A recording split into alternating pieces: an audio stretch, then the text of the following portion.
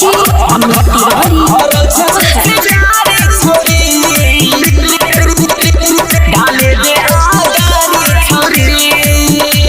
भरल छे भोरे से रखने छियो घोहिर के रंग गे होली खेलबो छोरी तोरे हम संग गे छोरी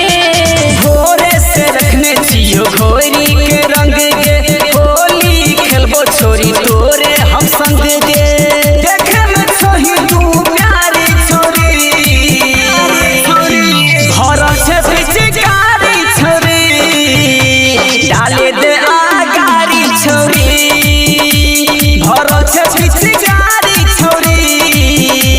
डाले दे आगारी छोरी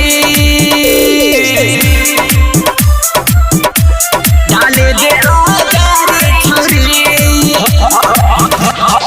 डीजे अमित तिवारी डाले दे आगारी छोरी भरल छे पिचकारी छोरी लाल छियो तकिया भागै छे दूर गे डाला